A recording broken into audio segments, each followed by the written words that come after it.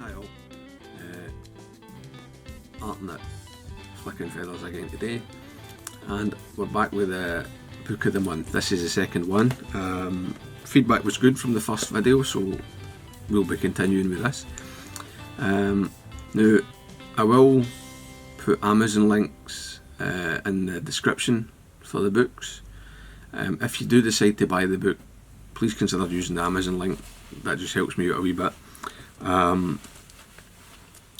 Now, this month we're looking at a fly tying book, as I said last time. We did fishing book last month, so we'll go for fly tying this month.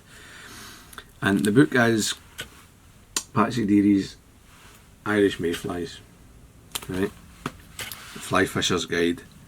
It's quite a new book, well, 2007, it's 13 years old now, but the this book is it's very good. Right, I mean, and it's quite timely maybe doing the book this book in April, because you're coming into sort of coming into Mayfly time. It's a very nice book, right? The photos are lovely. It's well put together. There are, unlike a lot of fishing books, it is not littered with mistakes. It's a good, well put together book. Now, it's not just a pattern list, although there are a lot of fly patterns in it.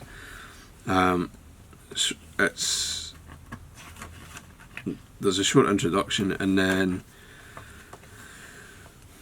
there's a section sort of covering mayfly fishing as it's done in Ireland, or as it's traditionally been done in Ireland.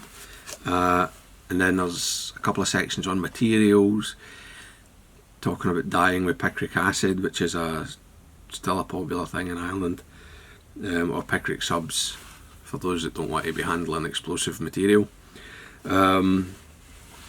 There's also a section on the naturals, the natural mayfly,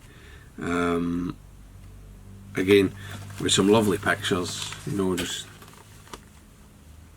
enlarged, very clear, which is really nice when you're imitating the insect. It gives you something to look at. And then, as I say, the bulk of the book is fly patterns. Some of them will be quite familiar. There's like the golden olive bumbles are in here, and you know, the wolves and French partridge mayflies are in here. But there are also some that are certainly, what would you say, a bit more obscure or less widely travelled maybe. Certainly there were a few in here that I had never heard of when I first got the book.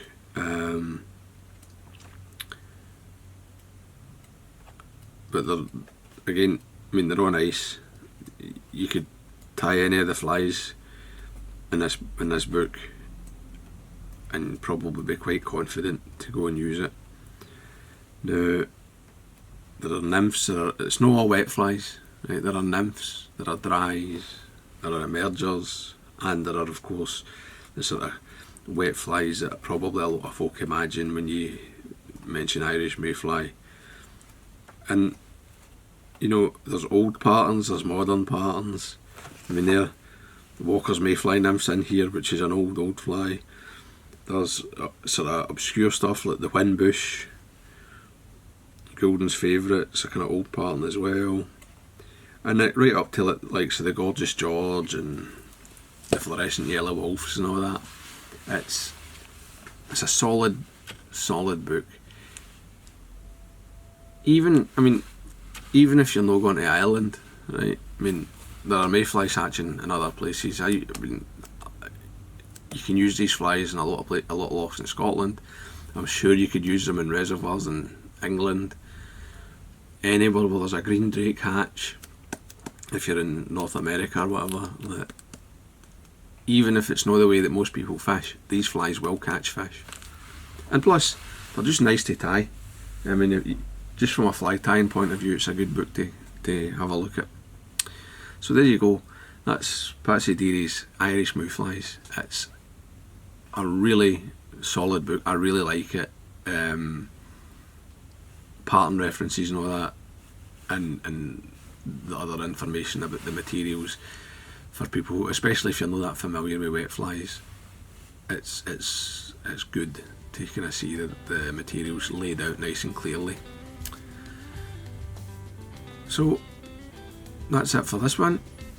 I hope that was useful or enjoyable for you. I hope you go and check the book out. As I say, use the Amazon links if you do. So, tight lines guys, bye.